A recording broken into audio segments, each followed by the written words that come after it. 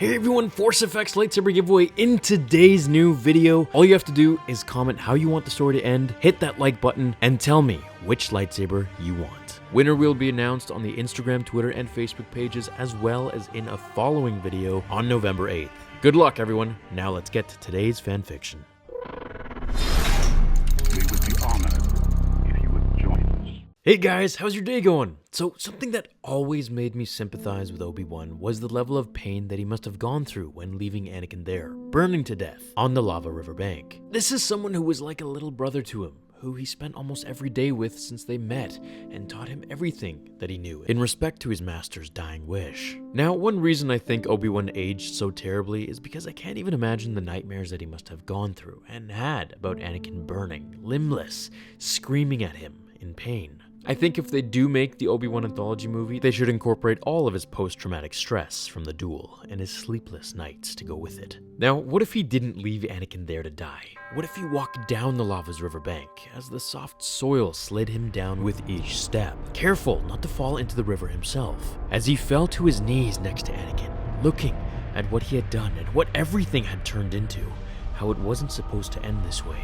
He grabbed him, crying and telling him that he loved him, how he is his brother and that he won't leave him there. As Anakin lay disoriented in his master's arms, his eyes burned with an orange haze of hatred and fury, wanting to reach out and choke him, but he knew he was only a fragment of the man that he used to be.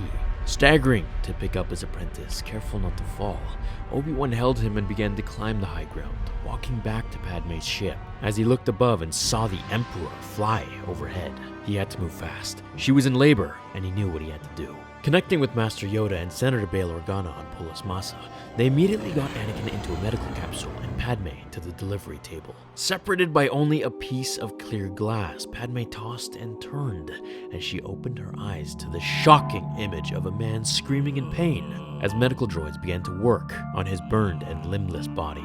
As Padme began to scream in shock, not able to keep her eyes away, realizing by each passing moment that this was no random man. This was her husband, the hero of the Clone Wars and the most powerful Jedi to someday be, Anakin Skywalker.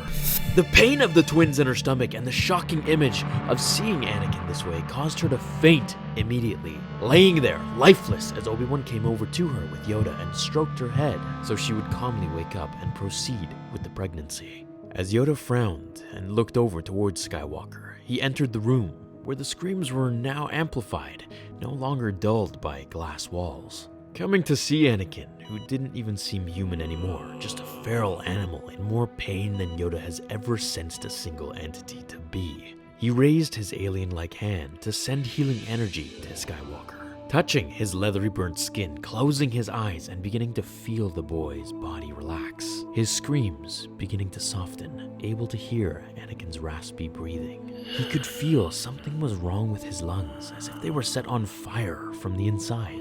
As he started to feel Anakin's pain subside and the healing, opening his eyes in fear and shock, he used the Force to run to the other room, telling Obi-Wan to leave Padme and to come with him at once. Go, we must. Obi-Wan had already been at the front of the door when Yoda got there. He had felt it too. As they ran past a confused Bail who followed suit, they went outside to see clones firing upon the native inhabitants of the planet. As the Emperor stepped outside of his shuttle and walked straight towards the two Jedi Masters, surrounded by his troops. "Fire," said the Emperor, as the clones began to open fire on the last two Jedi. Obi-Wan and Yoda knew that they must finish it quickly before Sidious used the advantage to go to Anakin. Without even igniting his lightsaber or hesitating, Yoda threw all the clones into the air and pulled them together, breaking all their bones and necks, dropping them before Sidious, who smirked in admiration. "Master Yoda, such a violent act for a pitiful Jedi." Igniting his spare red lightsaber and twirling into Kenobi with the dark side of the Force, screaming as he did just before fighting Mace Windu. Unfortunately for the Emperor, Obi-Wan was a master of Sorcery, deflecting the attack with ease as Yoda jumped behind Sidious and ignited his green saber. This was surely a match that would harness all of the Emperor's powers. Any falter in his technique, and he knew the result could be fatal. Sidious moved to the side and pushed Yoda into the stone wall far behind him. Master Yoda knew what he was trying to do. He wanted to split them up. He knew that if he killed the weakest link first, then he would be able to continue what they never finished in the Senate arena. Swinging his lightsaber towards Obi-Wan's skull, Yoda was impressed at how much of a master of blocking attacks Obi-Wan had become. He was surely proud of his fellow Jedi Master and could see why he was able to stand up to Anakin and Grievous the way that he did. As Obi-Wan was thrown to the floor, Yoda knew he couldn't take this barrage of speed and power from the Emperor for much longer. When Sidious felt a massive body hit him from the side, turning to look and being astonished at what was in the air, it was Master Yoda. He had raised all of the clone bodies into the sky, spinning them, using the Force as he closed his eyes and shot them at the Emperor with inhuman speeds. Sidious smirked. He loved a good training practice. Swinging his lightsaber as if playing a game, he sliced and slashed through every limb, head, and torso that came at him, dropping his red weapon to the floor and sending a shockwave of Force lightning through the bodies, incinerating them into dust as he laughed and levitated his Sith lightsaber into the air, igniting it, turning to Obi-Wan and saying, "Now you will experience the full power of the dark side."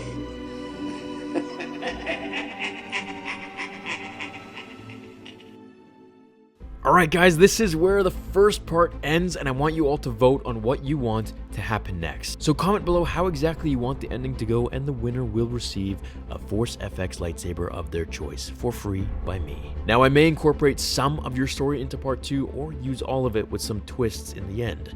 It won't be chosen by the highest rated comment, so don't worry about that, it's not a popularity contest. Make sure to follow the 3 social media links below so you know who the winner is when the time comes, and of course to interact and connect with me more easily.